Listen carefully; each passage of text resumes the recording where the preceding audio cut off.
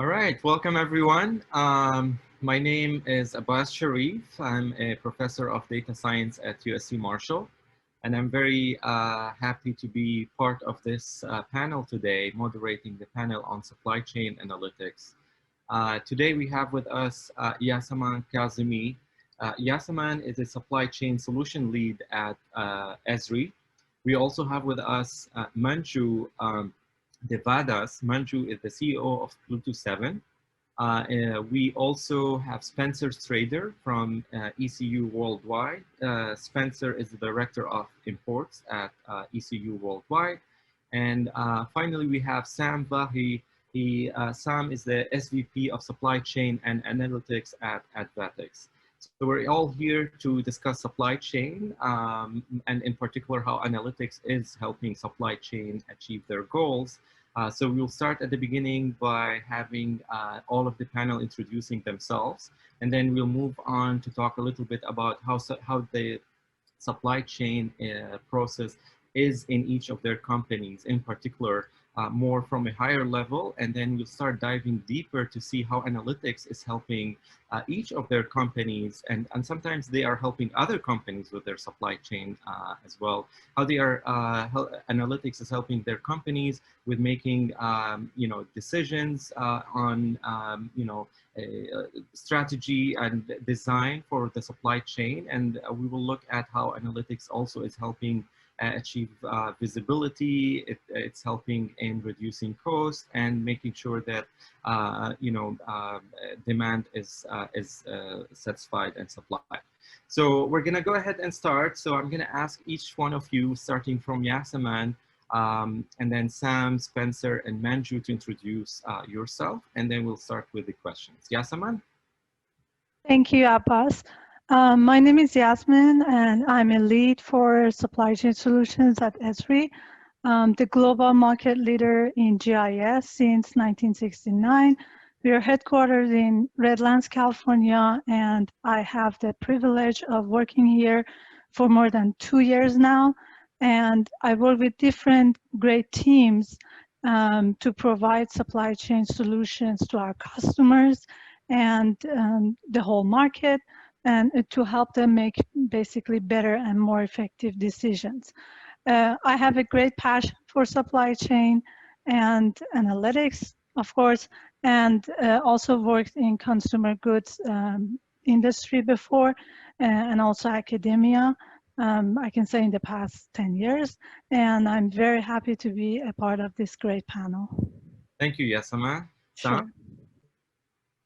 Yeah, thanks, Abbas. It's a pleasure to be here with this panel. I've spent about 25 years in the supply chain industry. My introduction to supply chain started at HP Labs, actually modeling their printer supply chain in the early 90s, before this was widely known as supply chain, where I was asked to actually spend the summer simulate their HP printer supply chain. At the time, I was working on my PhD at Arizona, where I got my PhD in AI and simulation. After that, I spent about 6 years at I2, which is now part of JDA, managing supply chain transformations for Fortune 500 companies in both the CPG and the telecom space, working with Unilever, PepsiCo, Nortel, and Lucent, among others. I also received my MBA from Kellogg, and I currently lead the supply chain and analytics team and support our financial and pricing models, among other things. Look forward to participating in this discussion today. Thank you. We're happy to have both Yasaman and Sam here. Spencer? Hi, thanks for the opportunity. My name's Spencer Strader. I'm the Director of Imports for ECU Worldwide. We're a global NVOCC. We're headquartered in Mumbai, India, with our parent company, All Cargo. Globally, we move approximately 500,000 TEUs, or 20-foot equivalent ocean containers per year. I oversee all the US import product from Europe, Asia into the United States. I'm a licensed US customs broker as well, and I've been in this role for about 15 years, moving the freight for many other importers and exporters supply chains. Thank you, Spencer. We're happy to have you as well. Manju? Yes, if I may share a few slides. All right. So can you see my screen? Yep. So to give you a background, I think it would be helpful to use a few visuals. We work with, as a Google strategic partner, I'm the founder CEO of Pluto 7 and have been in about 400 plus customer engagements and conversations, the likes of Levi's, Budweiser, or AB InBev, large supply chain companies, when they run into this pandemic scenario and when the supply chain decision making or visibility or even connecting the process and data gets complex, they reach out to Google and then they come to us, and then we put an architecture framework to get all the data into one place so that they have better visibility. In the pandemic scenario, the volume of decisions and the volume of data that they have to deal with, not only with that, they're now looking at advanced capabilities like digital twin for sensors and cameras to monitor their supply chain, the physical motion of the supply chain. Now they're looking at the next generation architecture for their analytics. They have traditional analytics, they have big data, they have many things that they're built with data warehouses. What we do is we go back and revisit what they have put in place. And in simply put, we try to get them closer to business real time using the power of Google technologies. Everybody is quite familiar with the Google search and Google Photos and everything else, but how do you apply that for supply chain where you have to have real-time visibility, drive down costs, and then many scenarios, which we'll discuss as we go through. All right, thank you. Thank you all.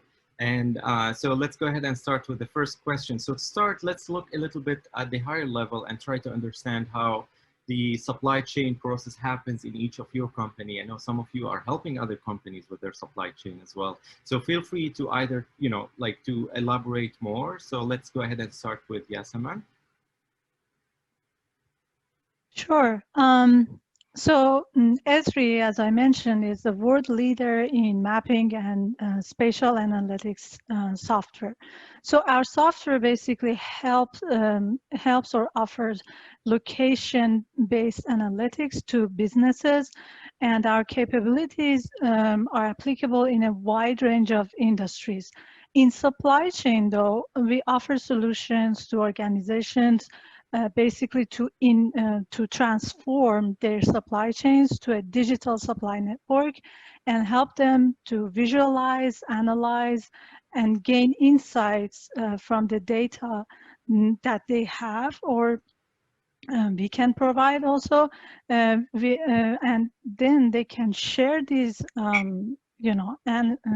analysis or all of the data or anything they want with our maps, apps, and dashboards and reports and all these tools in order to communicate it in their organizations and can make basically better decisions. All right, thank you, Yasaman. Sam, how is Advatix helping with supply chain, or you do your own supply chain as well? Yeah, thanks, Abbass. Just going to talk a little bit about Advatix and what we do.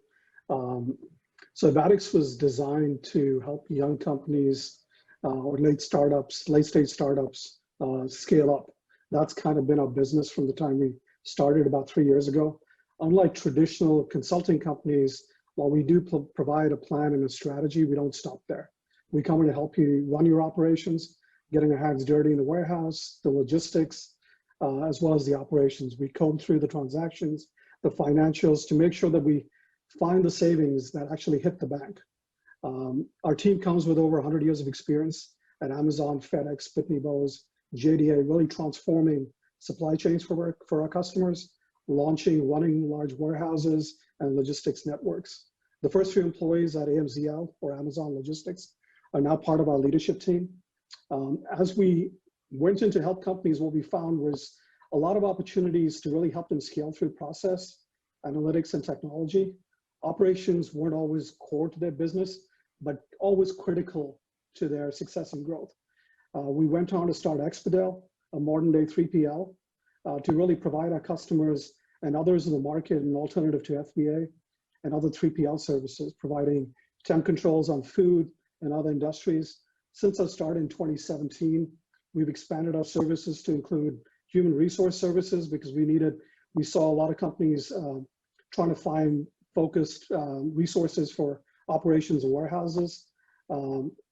We've also opened up a wholly owned technology subsidiary in India that focuses on supply chain and logistics software, multi-continent call center, providing both nearshore as well as offshore solutions for logistics, and our core consulting and analytics services, that take it from getting the service and sign off and actually execution and recovered value.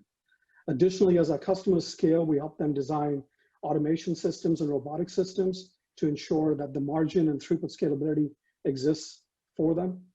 Subsidiary in Santiago, Chile, actually helps with the design and implementations of these solutions, and our partnerships with other leading automation providers really allow us to provide those value-added services to our clients. Our objective is always to provide our customer with a one-stop shop that take them from a vision all the way through the value prop to execution and audited savings on their financial statements. And a hands-on approach really gives us a unique capability and an edge in the market. Thank you, Sam. And let's go with Spencer next. So I've seen the questions regarding the e-commerce boom. In this COVID-19 period, we've seen just a surge in demand for e-commerce, as anyone can expect. My aspect or my view on the analytics is more on the pricing and how we construct tariffs on a global door-to-door with multiple routing, multiple multimodal combinations, air, sea, and truck, and yet price it in a simplified format for the client with different routing transit times, bypass scenarios for congested ports, premium express services, what's their buy-up if there's a supplier that's late and they still have a commitment delivery requirement at an Amazon FBA location. So we spend a great deal of our time building routing guides with pricing built into it to give the client a variety of different price and transit time options that can change week to week and month to month, depending on surges in demand or congestion at any one port. So that's been keeping me busy the last 2 to 3 months, as we've just seen an unbelievable surge of imports across the Pacific into the West Coast of the US. With some capacity constraints with COVID-19, driver shortages, labor shortages in facilities, inefficiencies with slowdown in receiving process due to COVID, changing receiving and touching requirements of physical cargo. So speed and price is all impacted and goes hand in hand. Well, thank you so much, Spencer. We'll see later on how analytics is actually helping you with all of these issues and problems as well. Manju, you started already talking about Pluto 7 and what you do. Would you like to add a little bit more on what Pluto 7 is also doing? You guys are doing with Pluto 7. Yeah, thanks. So when we look at the spectrum of customers that we are dealing with, it all starts with the problems and how the customer describes the problem. For us, technology is ready. It was ready yesterday, but it's really connecting the dots with how the end supply chain leaders or the person on the manufacturing or at the port really describes the problem. That's where we spend a lot of time because the underlying technology, what we are using is the same technology that's used to manage half the world's data, which is Google search engine. For us, we don't worry about how to put the technology pieces together, but it's really, if they're trying to drive costs or if the labor is not available, how can something be substituted to serve as a digital twin for that labor?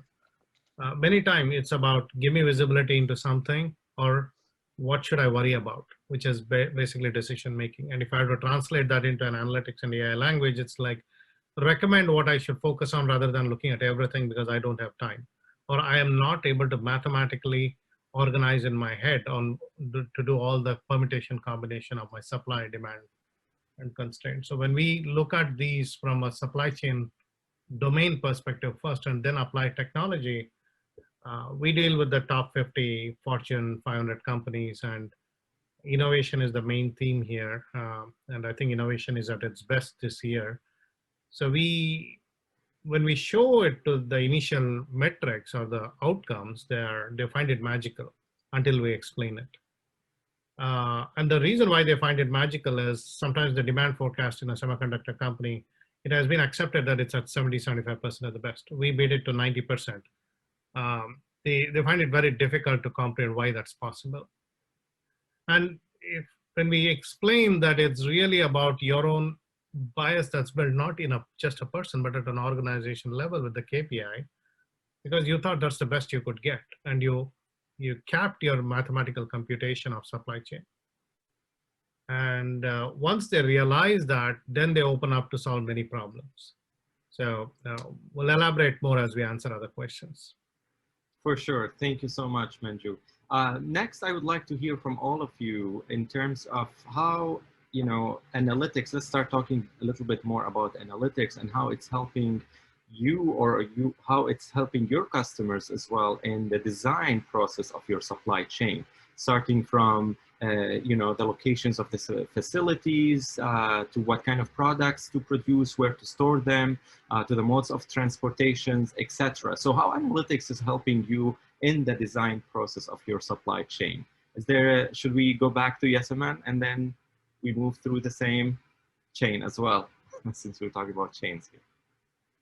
Sure, sounds good. Yeah, so for us as a provider of these solutions, it is very important to basically help our customers first and foremost with the optimal locations that they want to choose for example, facilities. This is facility location is basically inherently it's a long-term decision. It's a strategic decisions, and companies really take into account multiple criteria when they want to, decide where to put their next warehouse.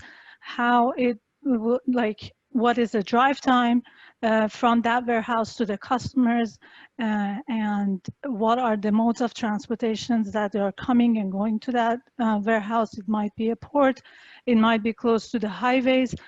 All of those should be considered, plus the fixed costs and, as I said, the variable costs, so that it is located in an optimal location and with an optimal settings, as like how big it should be and how it affects our future network, because it really affects the network as a whole, the supply chain network as a whole. And we basically with supply chain, with digitization of supply chain, or helping them to digitize their supply chain, we help them to make these decisions for the future and make these decisions in a way that it lowers their cost and increase their performance, or basically, or make more efficient in their performance in the future. Thank you, Yasaman. Sam, how would you describe the analytics and how it's helping the design process of supply chain? Yeah, sure. Thanks, Abbass. As Yasaman said, one of the first decisions that customers want to make is, if I'm starting my business or I'm really growing my network, where do I really place my warehouses? What do I do? How do I look at that from a geographic standpoint, from a flow standpoint? We've been using discrete event simulation and modeling tools and optimization tools to drive millions of dollars in financial benefits for our customers since our inception in 2017, really focused on removing process waste, optimizing flows, and reducing transportation costs. And in doing that, we look at, when we start to map the ideal FC locations, we start to look at the flows within the warehouse. So once I know where I'm going to place my warehouse, what does that warehouse need to look like? What's the size of that warehouse? What's the shape of that warehouse? How's product going to flow in? How's product going to flow out? Making sure that we can actually simulate and model and really give them some analytical data on what they should do to truly optimize their flows in and out of that warehouse. And then going from there to the last mile, really getting to the point where we can show them what they need to do to get their product to the customer at the lowest cost. At the end of the day, it's always about, that cost to serve, making sure that we can lower that cost to serve their customer and doing it in a way that's efficient and really data-driven. And that's kind of what we've been doing throughout. Our focus has been to not just define these from an analytical standpoint, but then go out and actually execute to these. So that's sort of the whole concept, and the way in which we use analytics is ingrained in the way in which we do business for our customers and the way in which we actually serve our customers. Thank you, Sam. Spencer? Good stuff, Sam. So one of the data analytics we've been looking at are when there's a regulatory change, such as the US Customs changed the de minimis value that now allows duty-free imports on items up to $800.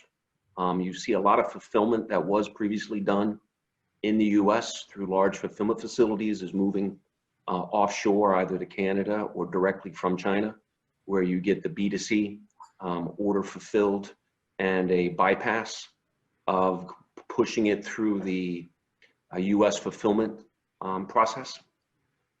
Trying to find where that through analytics on pricing, size of the item, density of the item, gymnasium equipment as opposed to Ethernet cables is going to go through an ocean or an air model, and then constructing pricing so certain retailers can have or e-tailers now can have a fulfillment function done outside the US and do direct consumer fulfillment without it ever going through a distribution facility in the US. One of the data points is now there's 1.8 million shipments per day enter the United States under the Section 321, or what's called an entry type 86, and that's growing at 30% a quarter. So there are lots of things that can impact and push this fulfillment onshore, offshore, back again offshore, and pricing on the transportation, real estate, domestic trucking pricing. All of those can move the location and month to month where that fulfillment is best done. So we spent a lot on the transportation component of that, making sure our clients have multiple options from the 40-pound piece to a residential address, for 7 pallets to a B2B e-commerce delivery. Thank you, Spencer. Manju, how 227 is helping your customers in the design of their supply chain? What kind of data usually they look at? So the customers that we deal with, these are, you can think of anywhere they range from $10 billion to $100 billion revenue companies, global supply chain network. And when we think about these kind of enterprises, 10,000 to 100,000 people, a lot of people making all kinds of decisions in the supply chain, and not just in the supply chain. Sometimes it has to tie back into sales and sometimes into marketing, because the back office and front office have to talk the same language. When you're running a promotion against a product, in case if it's not there in stock, then you need to worry about that. So we deal with this variety of scenarios, and right now we are in this, I almost want to call it the wave like what we saw in '99 with internet boom, with AI. And part of the reason is because the cost of running analytics, machine learning, AI, it really comes down to running a lot of math on a computer with memory. That has dramatically come down. Adoption is going up, awareness is going up. The convergence of these three, and when you're hit with something like a COVID-19 pandemic, where your supply chain problems are staring at your face, now you have to solve the problems to keep the company profitable, keep the costs down, manage the labor inefficiencies or labor unavailability, yet still meet the KPIs of delivery while your carriers are not ready to pick up the products and all of those things. So if you take left to right, all the way from receiving an order to shipping to returns and planning to production, supply analytics, and when I say analytics, machine learning, AI, I bundle it all into one. it's becoming prominent in each of those steps. My fear is that the market is going overboard with AI, right? There is a bigger component of process transformation and change management that enterprises need to worry about, which they will ignore for the next 18 months before they realize that they need to worry about that more. The key aspect is that analytics is becoming present everywhere in the enterprise at all levels. Executives want recommendations. They don't want to look at dashboard after dashboard.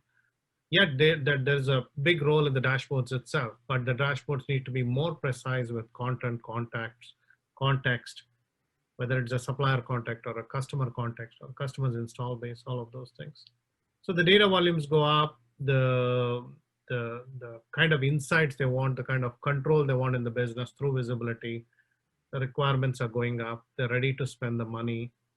And so it's extraordinary time in the AI space is how I see it. And this is what is interesting is once an enterprise solves the first problem, truly understands all aspects of process technology, the skill set aspect of AI, then it proliferates in the enterprise quite fast. That's where I think the change management is a bigger problem than the technology.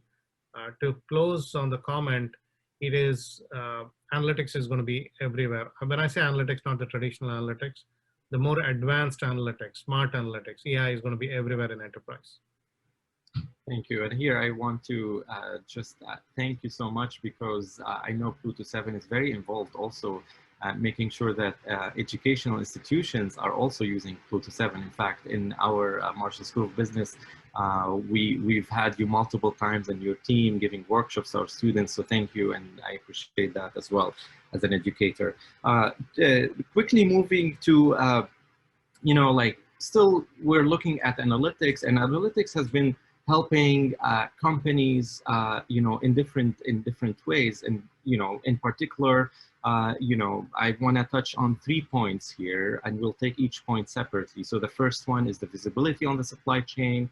Second one is analytics and inventory management. And the third one is cost and reducing the cost fluctuations, especially these days with what's happening with COVID-19. And we were talking before this about the fires here in California and how it's affecting the supply chain. So starting with visibility, how is analytics helping you or helping your clients achieve smarter logistics and more visible supply chain? Start with Yasaman. Sure. So visibility of the supply chain has become very important recently from the start of COVID-19, basically, because most of the companies or most of the supply chains so far, they haven't had this end-to-end visibility to their processes or into their supply chains product cycles, and sometimes their mode of communication between the different parts of the supply chain is just email or phone. So that's for sure is not going to work when a disruption in this, you know, in this magnitude happens, or even for the day-to-day firefighting, basically, you know, incidents. And so what analytics and basically ESRI solution can help customers is more of helping them visualize and helping them basically trace their supply chains from the very first procurement or from the very first supply step to the very last stage that the product goes, for example, to the customer. And also we have a lot of solutions. We have solutions in IoT, Internet of Things, which really enhances the idea of visibility into another level. And by that, I mean real-time or near real-time visibility.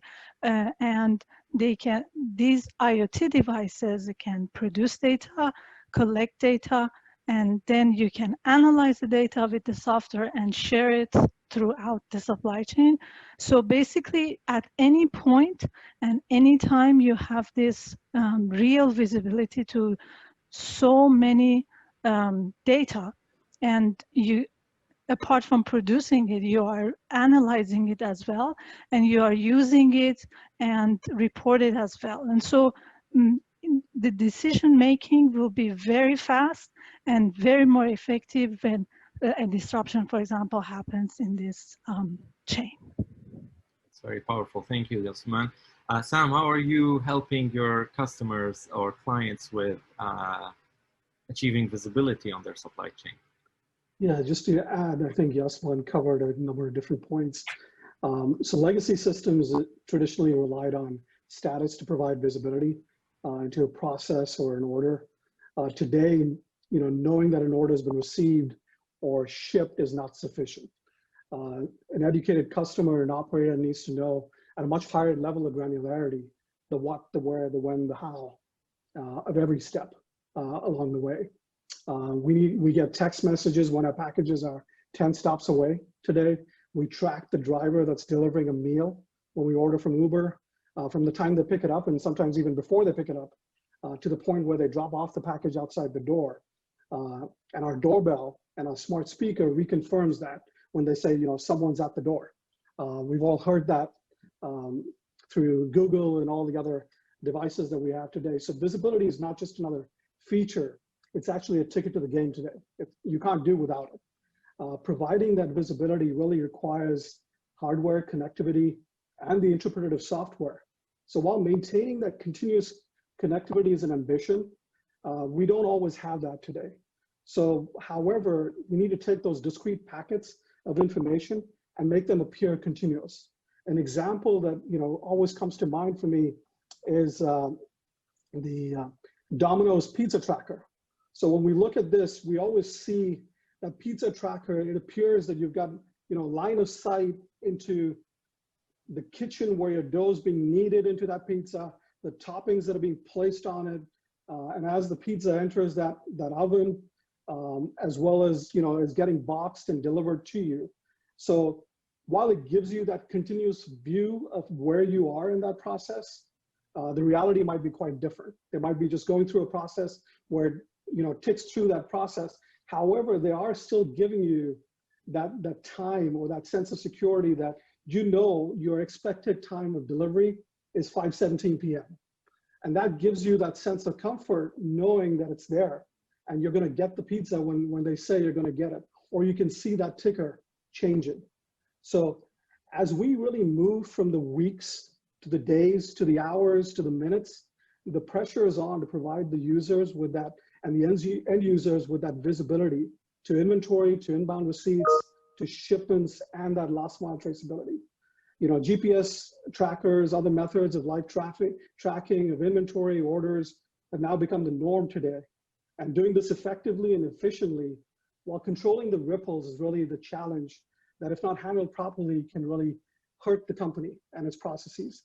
So dashboards do provide some of that visibility, and I think Manju referred to it in the last discussion that we had. But we're living in this world where it's always that needed now generation that we're dealing with. They want everything instantly. They want that instant gratification. So with that, we really need to amp up those capabilities to provide the customers, our clients, that visibility that they can pass on to those customers. And given the current rise, so I just saw these numbers today or a couple of days ago, just this year, 2020, we've seen a 32% year-over-year growth in e-commerce. So that surge is coming. We got to get ready for it. Sure. Well, thanks, Sam. I wasn't planning to have pizza for dinner. I might be considered today. Spencer, how are you achieving visibility on the touch on Sam's point, where the client wants this instant gratification, as I keep going back to on our pricing side, which is my main use on the analytics. We have the client that wants a price from a place outside of New Delhi to a zip code in Peoria on 11 cubic meters, 3,000 kilos, and wants a price immediately, and an accurate price, not an estimate. And that could change if he's going to ship it next week or if he's going to ship it 3 weeks from now. So not only is there size, so we spend a lot of times aggregating index data that we will buy our index data from various freight index on the ocean side, the Freightos Baltic index being one. We will aggregate that data also with domestic transportation on a number of providers to get a good benchmark, DAT, based in Portland being one of them. And we'll combine that data together with warehouse handling, warehouse touches, inland pickup in China, and even final mile delivery to residential addresses through UPS to try to scale up B2B, large size, or residential. That's a big trend that we see with a lot of people doing the Amazon FBA, but doing the fulfillment from their homes, their distribution facilities, now their garage. So we see 20-foot containers being delivered to cul-de-sacs, and that business has just exploded as new smaller companies or individuals enter this e-commerce space. So we spend a lot of time on the analytics from indexes to show historical seasonality, fluctuations in pricing. 2 months before Chinese New Year, rates always go up 30%, and yet every year, everyone's always astonished when the rates go up before Chinese New Year from China. So we try to use the historical analytics, current market conditions, and season that with what we think is going to happen to do some forward pricing on a lot of different things. But the speed to price, speed to know what it's going to cost to move that shipment from Hyderabad to Peoria is becoming the real secret sauce that I spend our time, because I want to make it quick, easy, and fast for that instant gratification that Sam talked about, but on the price side. Thank you, Spencer. Manju?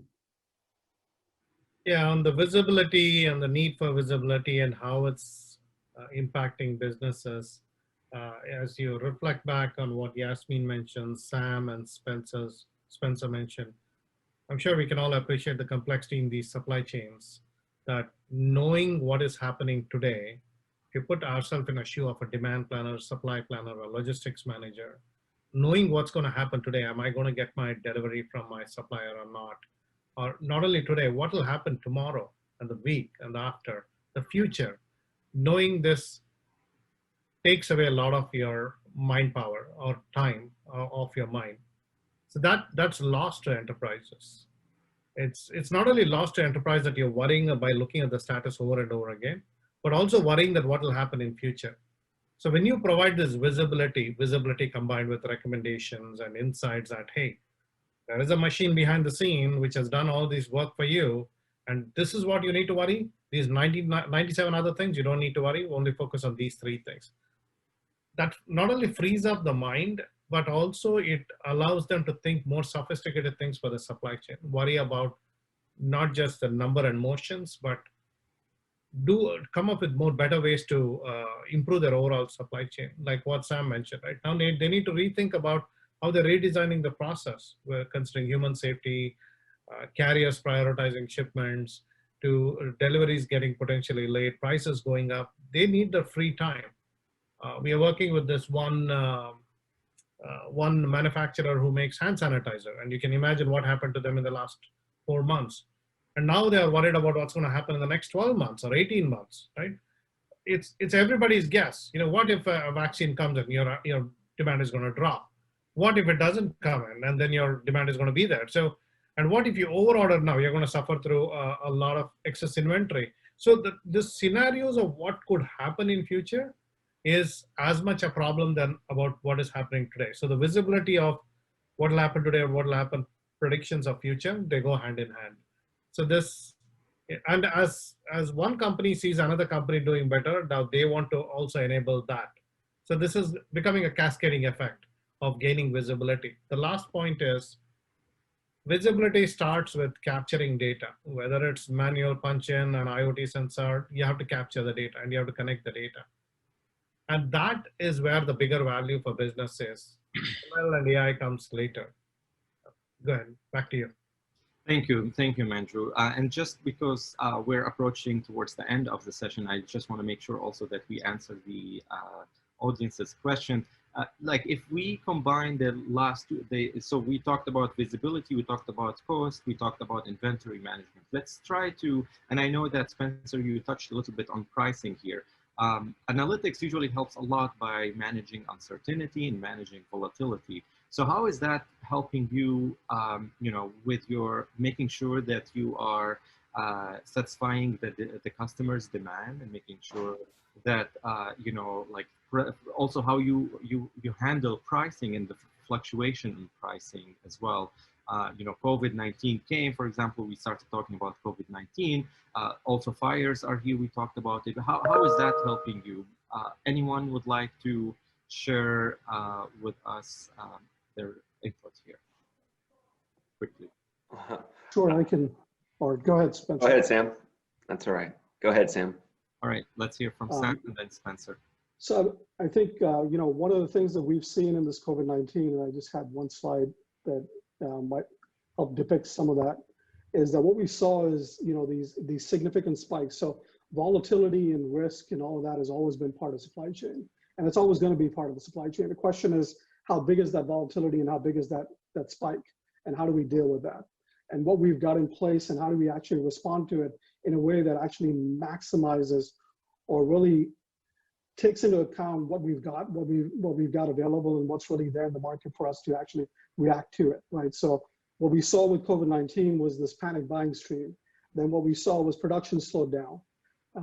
There was a distribution risk. So a single COVID case at a large DC can shut down that DC for 2 weeks.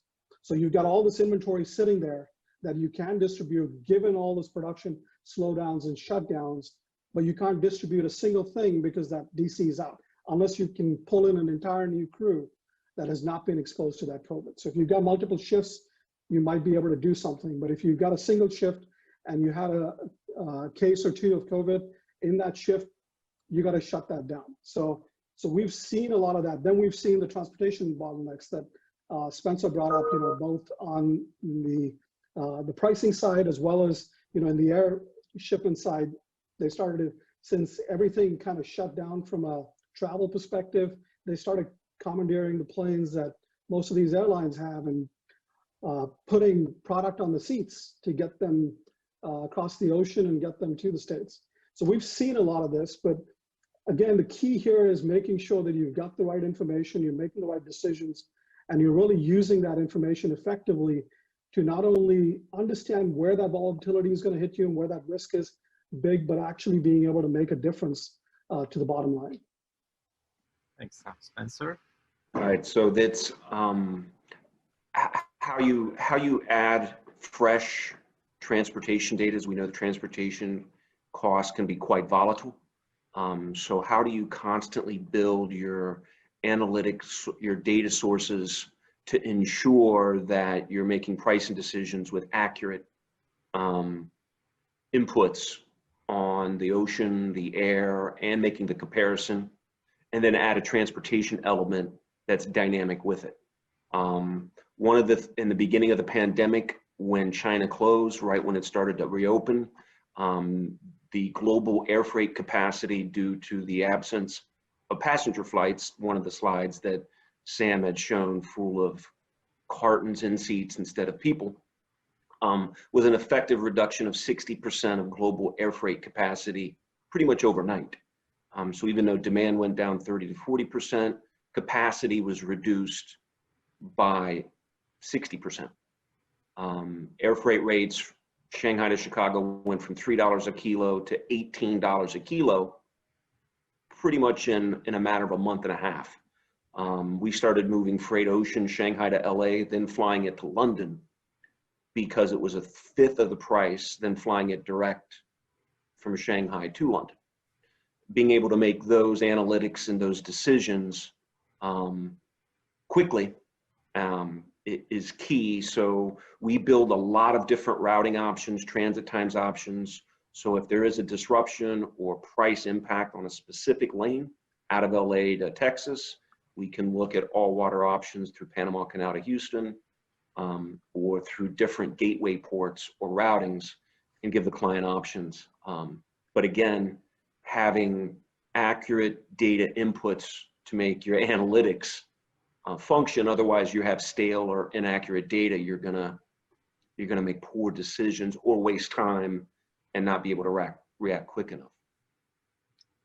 Thanks, Spencer. And just for the sake of time, I'm going to move to one last question from my side before we answer questions from the audience. I know the audience have students, that we also have hiring managers who are interested to, you know, or looking to hire people in supply chain analytics.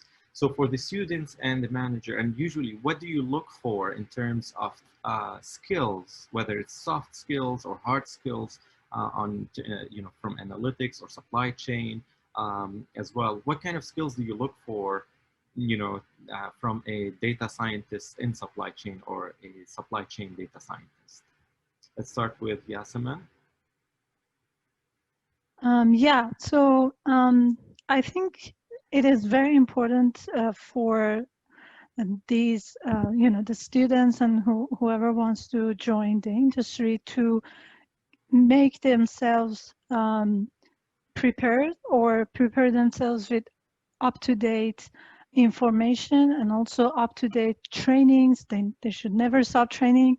And because supply chain is such an evolutionary, I think, subject right now, it's going through very different phases and it's very agile. So what you learn today may not be very relevant next year. So you should be able to update yourself and gain as much, you know, analytics perspective, which is very relevant to today's problems, and then go forward and, you know, have discussions with your peers or with the companies, you know, workers or employees to see what are their challenges and what are they trying to solve, what are they trying to help people with, and then focus on those areas for sure with analytics perspective, and be able to actually influence this process for their future employers. Thank you, Yasaman. I totally agree that this is an evolving field, analytics, and this is something I tell my students at the beginning of the semester. Whatever I'm teaching you right now might not be applicable in 2 years from now. So yeah. they get confused. Why are we even learning this? So it's more on, you know, like it's always a learning process for sure. Exactly. Yeah. Sam? Yeah, we've been actually actively recruiting USC students as interns and graduates over the past year or so. And overall, we've been really impressed with the quality of the pool here. When we look to hire students into our teams, I think the 3 key elements that we're looking for. One is just the passion to learn and the demonstrated ability to actually be self-motivated. Like Yasaman pointed out, and like you reconfirmed, you know, this field is evolving. We need to continue to learn. There's nothing I can teach you today that's going to last you for a lifetime. So you need to have that inbuilt passion to be able to learn. So that's the first thing that we look for. The second is just a good grasp and an ability to articulate some of the basic supply chain concepts. So knowing and understanding what it is that they're doing, how supply chain affects the business, the ability to compute and understand some of the underlying metrics really matter. If you don't understand what those underlying metrics are and how they influence the business, whether it's financially or operationally, it's going to be hard for you to really be able to make a difference. And the third piece is the financials. Really having a basic understanding of the financials, the ability to actually create those financials, link those to the supply chain, because at the end of the day, it's dollars and cents that really matter. So having those 3 core capabilities really gives them the ability to succeed from an analytical perspective in supply chain for us. Thank you, Sam. That's very insightful. Spencer? Well put, Sam. Thank you. So we look on my international aspect to the supply chain and heavy on the transportation side. There's several analysts that work and report for me where I like the geographical or the travel or understand it as a global supply chain these days. that they're multimodals. They have to be literate in ocean, understand the different modes so they can understand terminology, the data inputs, and can add value there. Having not just the analytics and the data side, but a supply chain. And as Sam mentioned, on the financial side, at the end of the day, it is an expense, a savings, or speed that delivers the savings. And how to combine is if I spend an extra 30% on transportation, but my inventory turns an extra 3 to 4 times a year, what's the value on that? It's not just the freight spend always. And many times it's not, it's everything but that. And so it's just more holistic view and understand the segment or industry. We're here on the supply chain side, so all the different elements that go into the supply chain, it's important to be well-rounded and have an entrepreneurial and creative streak of how to look at different things from different perspectives. Thank you, Sam. Oh, Spencer, apologies. Manju? Thanks, Abbass. We have been hiring Marshall students every year for the last few years, and they have been consistently growing year over year. So it's a pride for us to see Marshall students get into the industry and be successful. Being successful at Pluto 7 as we continue to hire, and we continue to hire a lot in the coming 12 months, is 3 things matter. A strong domain know-how, which comes with the Marshall School degree and past experience they have. The second is their interest or passion in technology. We don't expect them to be expert programmers or deep in programming, but curious enough to know what technology can do. Have a conversation with the customer. So we are the company who sits between Google and a large enterprise. And the commonality is that they want to innovate. They want to innovate with some advanced care technology. To be able to have comfortable conversation with both sides is important. The third aspect we look for is attitude, the can-do attitude, because that becomes very important when you're posed with a challenge which has never been solved before. Many of the problem statements that we solve, there is no benchmark out there. There is no other solution out there. The reason why it's come to us is because there's no other solution. So that these 3 things we look for, and a lot of the technology, it's the easy part. You know, they can even go on Coursera and look for Google Cloud Data Engineer. They'll find the background for it. But these, as long as they have these skills, they'll fit fine. Thank you. And before we have some concluding remarks from Dennis, I'm gonna look. So we have a few questions that came from the audience. So we're gonna pick 2, and maybe we'll have like some of you answer these questions for the time sake. So one of the questions is, supply chain analytics is a vast subject that impacts all facets of the supply chain management industry. Which segment is most impacted with analytics in terms of sourcing, forecasting, transport, manufacturing, customer data? So is analytics actually helping all the segments of the supply chain, or there's more like segments that are more analytics is helping them more than other segments? Who would like to answer this question? Yeah, I can give it a shot. Analytics, first of all, touches every aspect of supply chain: sourcing, forecasting, supply planning, inventory, machineries, equipment, preventive maintenance, logistics. Now, there are certain areas of supply chain which gets a lot of attention, especially demand forecasting, because it has a strategic impact. But those problems are harder to solve and takes longer to get it right. However, there are other areas like just improving efficiencies in logistics, very basic problem solving, such as scan a document, extract the information, put a context, and trigger the next process step. Very basic, but very powerful. So we see a lot of momentum in the latter as well. The third area, which is preventive maintenance. This gets harder. However, the ROI is easy to explain. If you are able to predict when the machine is going to go down, it's easy to explain. We solved a problem for Budweiser beer to when to replace the filter, and that saved them $10 million. We didn't have to do too much of math to explain how it happens, because they know when they have to replace the filter, they have to bring the assembly line down. So you have to look from not just which problem is important, what ROI does it get, and how much does it disrupt introducing this technology into the mainstream manufacturing and supply chain process. It's not just good enough if you solve something, it has to fit into the business. Thank you. And the last question here from our audience, they're asking about the tools. What kind of tools, whether, you know, it's programming or it's already like, you know, I know that we also have platforms here. What kind of tools that usually are used in supply chain analytics? Let's start with Sam. I think you're on mute, Sam. Sorry. So we use a number of different types of tools. We do programming from a basic perspective to, like Manju was saying, you know, forecasting is a big deal. Being able to use the current tools and the libraries that are out there, those that offer better ability to actually forecast and provide better.